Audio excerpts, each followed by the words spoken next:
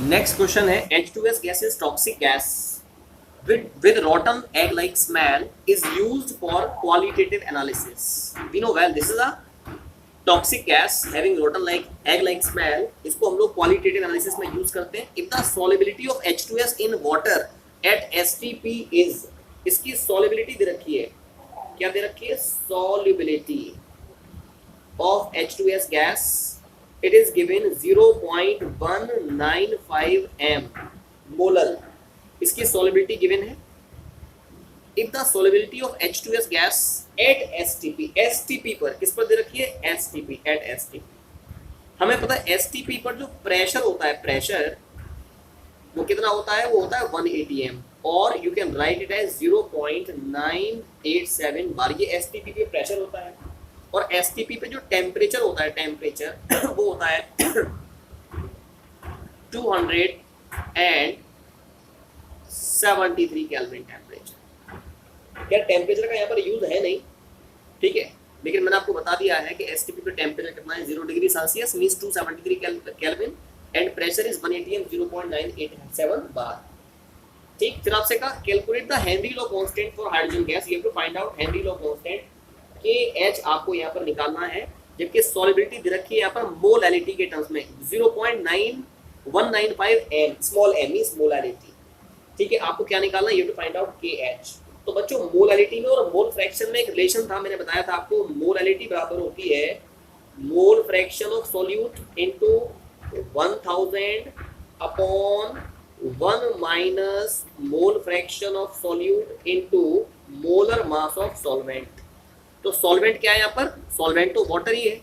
Water के लिए ये मोलर मास, और डब्ल्यू नहीं, मोलर मास मींस MA.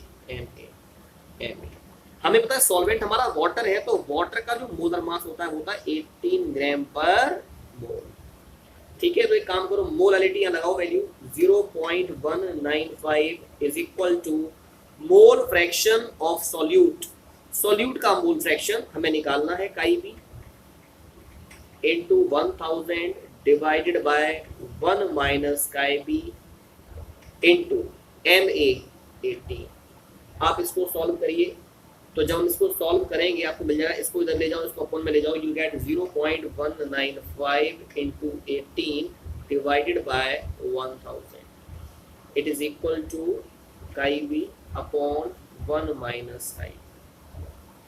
ठीक है, फिर क्या करिएगा, जब हम इसको सॉल्व करेंगे, इस वैल्यू, ये पूरी की पूरी वैल्यू आप इसको मल्टीप्लाई करो, पहले इसको मल्टीप्लाई करो, इससे डिवाइड करो, यू गेट 3.51. आप कर लीजिएगा, इतना ही आएगा आंसर. -3 इज इक्वल टू काई बी अपॉन 1 माइनस काई. ठीक है, अब क्या करिए, इधर मल्टीप्लाई करोगे तो ये 3.51, ठीक है, into 10 raise to the power -3 minus 3.51 into 10 raise to the power -3 chi B. ठीक है, इट इज इक्वल टू, ये किसके बराबर आया? काई बी का बराबर आया. इसको अगर मैं इधर ले जाता हूँ, ठीक है, आप इसको पूरे को सॉल्व कर लोगे. सॉल्व करने के बाद जो फाइनली काई बी की वैल्यू आएगी वो मैं आपको बता दे रहा हूँ. काई बी जो आएगी इट इज 0.0035, ये वैल्यू आएगी काई बी. तो काई बी का मतलब ये हमारा मोल फ्रैक्शन सॉल्यूट का आ गया. हमें पता है हेनरी लॉ के हिसाब से P बराबर होता है KH इंटू काई बी.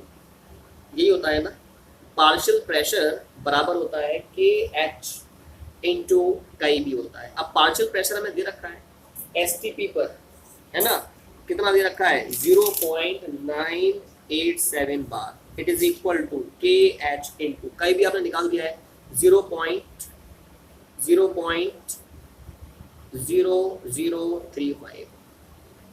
ठीक है, तो जो KH आएगा आपका वो हो जाएगा 0.987 डिवाइडेड बाय 0.0035. जब आप इसको सॉल्व करेंगे तो 282 बार आपको मिल जाएगा. ठीक है, so this is the way in which this particular question can be solved.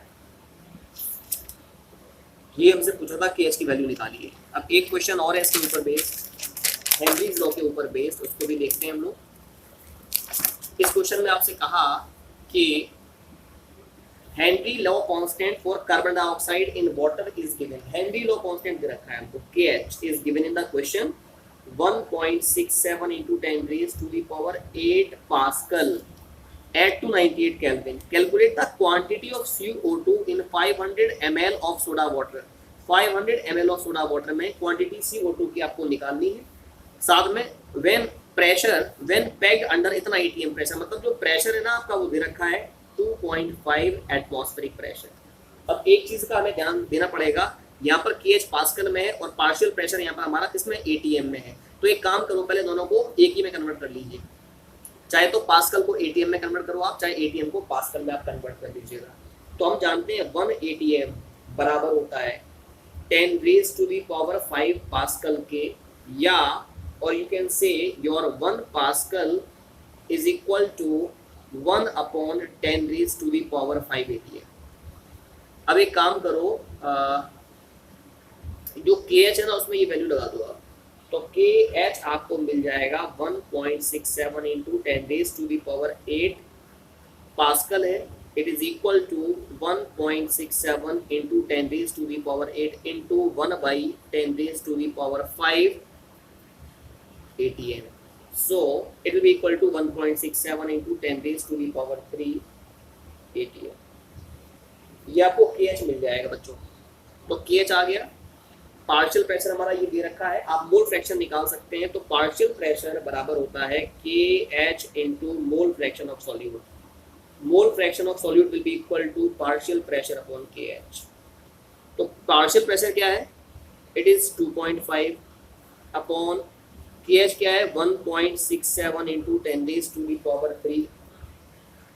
आप इसको जब सॉल्व करेंगे तो सॉल्व करने के बाद you will get 1.4 into 10 raised to the power -3। ठीक है।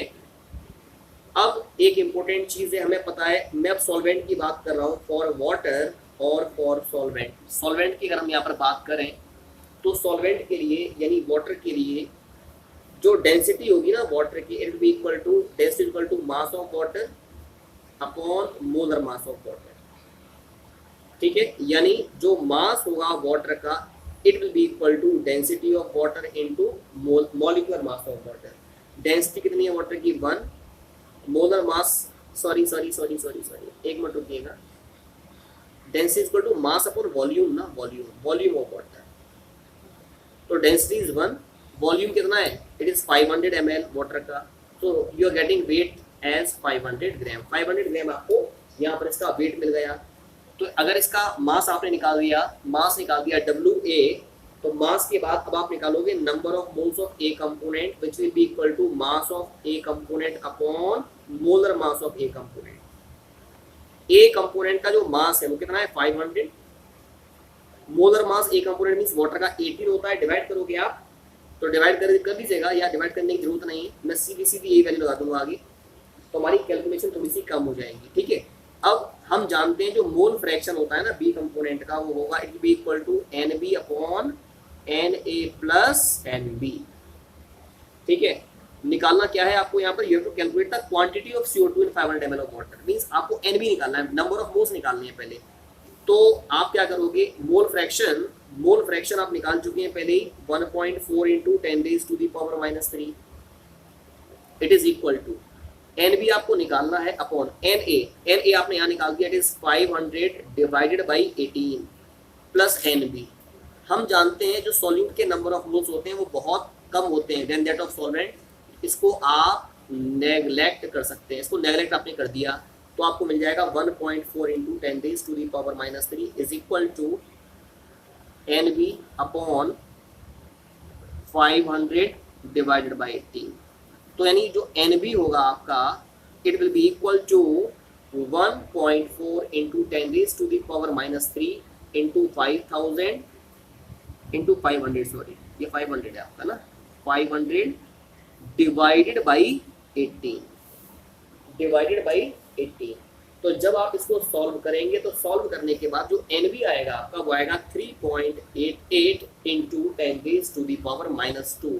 तो इतने number of moles carbon dioxide के डिजॉल्व हैं, इतने मोल्स आपके डिजॉल्व हैं इन 1 लीटर ऑफ वाटर। अगर आप मास निकालना चाहते हैं, मास, तो नंबर ऑफ मोल्स जो नंबर ऑफ मोल्स होते हैं बी कंपोनेंट के equal to mass of B component upon molar mass of B component. तो mass of B component will be equal to number of moles of B component into molar mass of B component. Number of moles कितने हैं B component के? It is given 3.88 into 10 raised to the power minus 2 into molecular mass कितना है B component? B component means carbon dioxide, that is 44। दोनों को आप multiply कर दीजिएगा, मल्टीप्लाई करने के बाद इतना ग्राम आपका प्रेजेंट हुआ इन 500 ml of water. So this will be the quantity of carbon dioxide gas dissolved in 500 ml of soda water. So this is the way in which this question can be solved.